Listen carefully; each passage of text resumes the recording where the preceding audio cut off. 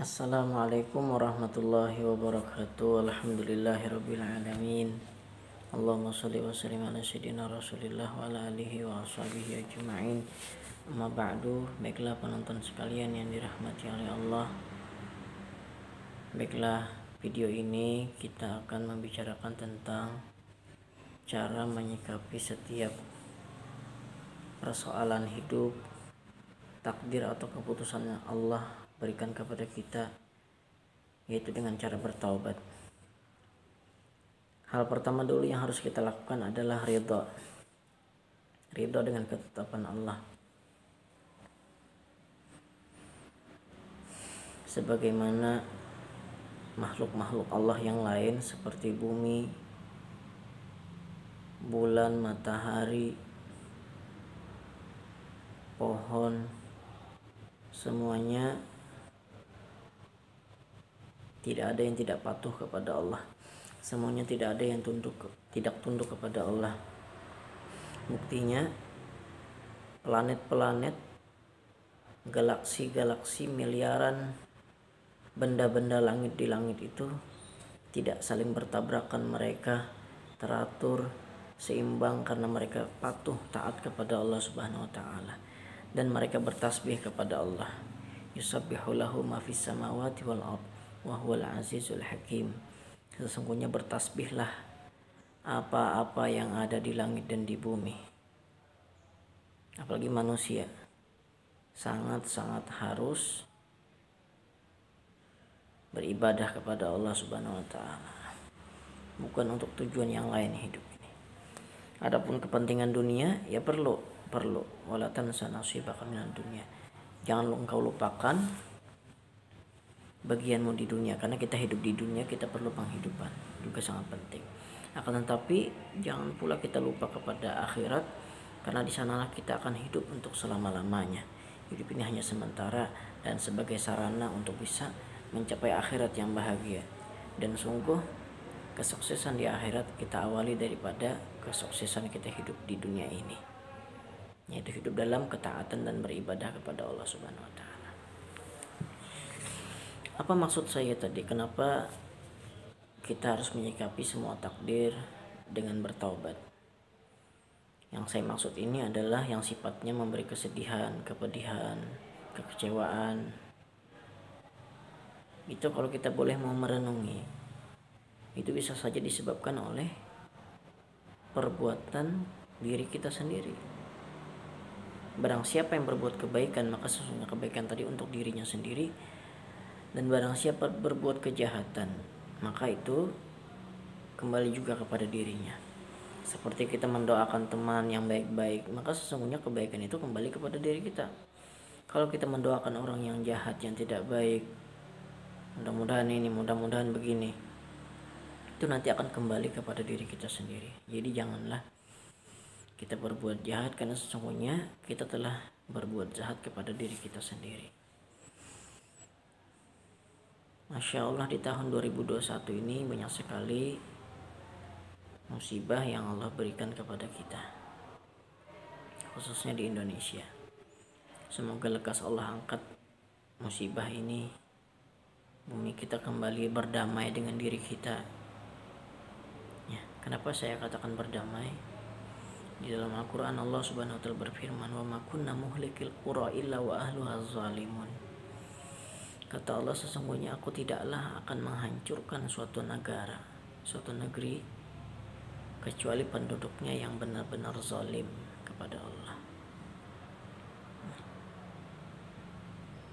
Jadi apabila nasihat Al-Quran sudah tidak didengarkan, nasihat ulama sudah tidak diperdulikan, maka nasihat alamlah yang akan berbicara.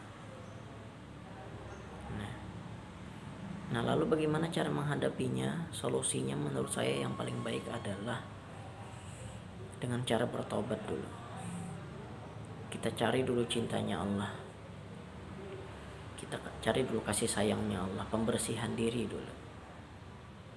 Kalau masing-masing dari diri kita merenungi diri, maka kita akan mendapatkan, kekurangan saya di bidang ini, saya salahnya kepada Allah dari segi ini. Ketika kita sudah taubat sungguh-sungguh, maka nanti akan datang rahmat Allah. Nah, setelah itu barulah kita berdoa dan berusaha. Insya Allah kita akan mendapatkan jalan penyelesaian yang terbaik. Karena musibah itu terjadi atas kehendak Allah, dan selesai pun atas kehendak Allah. Memang secara ilmiah mungkin ya, misalkan banjir itu terjadi karena penumpukan pasir di air yang keruh. Tetapi Allah yang maha menguasai lautan, Allah yang menguasai gunung, langit, dan bumi ini miliknya. Kalau dia berkehendak tidak terjadi, ya bisa saja ya. Dan juga alhamdulillah, sebenarnya musibah tadi merupakan sarana Allah untuk menghapus kesalahan kita. Karena sesuatu itu tidak ada yang tidak dibalas. Segala sesuatu pasti memiliki kafarat. Kita harus menebusnya. Masih untung di dunia kita pedih, daripada nanti dibalas di akhirat tuh sangat-sangat pedih dan tidak bisa lagi kita mengelak ya. Dan ini tanda bahwasanya kita sangat-sangat lemah, kita tidak ada punya daya dan upaya, kita terikat dengan waktu dan tempat. Nah, sedangkan Allah tidak seperti itu. Marilah kita menyembah Allah dengan sungguh-sungguh beribadah kepadanya, bertaubat kepadanya. Kenapa saya katakan harus bertobat? Karena di dalam Al-Quran lagi Allah Subhanahu wa ta'ala berfirman, ya ayyuhalladzina amanu tubu ilallahi taubatan nasuha asa rabbukum ayyukaffira ankum sayyi'atikum wa yudkhilakum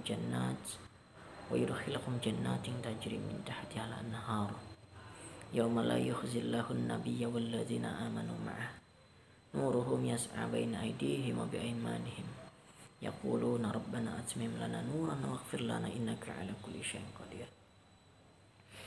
Wahai orang-orang beriman, bertobatlah kepada Allah dengan taubat yang sungguh-sungguh, taubat yang lahir dari hati dan keinginan untuk memperbaiki diri.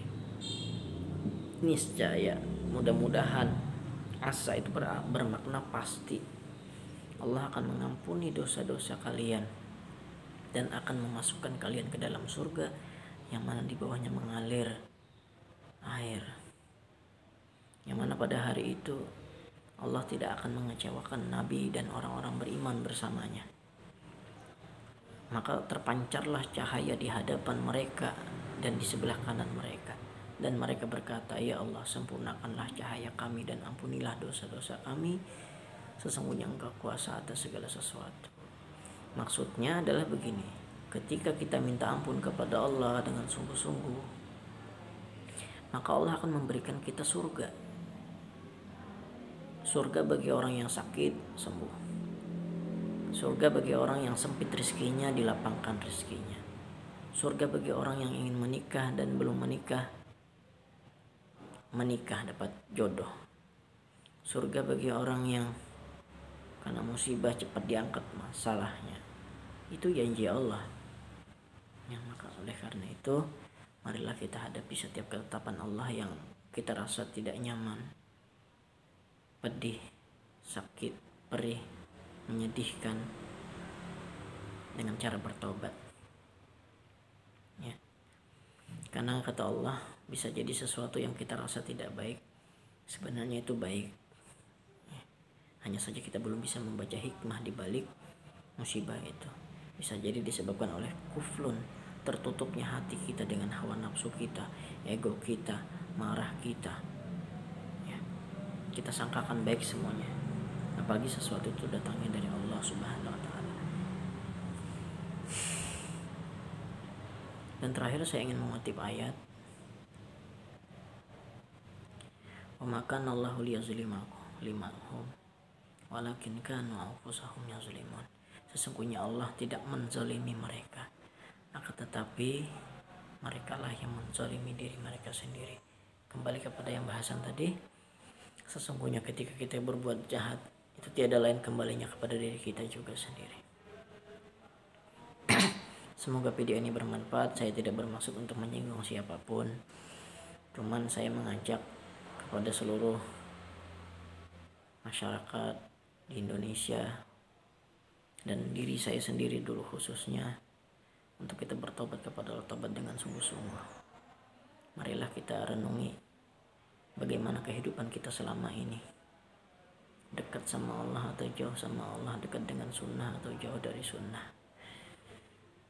taat kepada perintah atau justru mengerjakan larangannya. Begitu juga dengan virus corona saat ini. Saya rasa dan saya sangat yakin virus ini dapat teratasi apabila kita semua bersedia untuk melakukan taubat. Kalau perlu melakukan taubat massal. Insya Allah dengan sebab taubat Allah ampuni, Allah rahmati kita, dan Allah ridha. Kalau sudah Allah ridha, tidak mungkin lagi Allah menyakiti kekasih-kekasihnya. Ya, tidak mungkin. Malah Allah berikan kenikmatan hidup di dunia, dan belum lagi di akhirat sudah nikmat hidupnya. Di akhirat lebih nikmat lagi. Terima kasih, mohon maaf jika terdapat kesalahan. Terima kasih. Wassalamualaikum warahmatullahi wabarakatuh.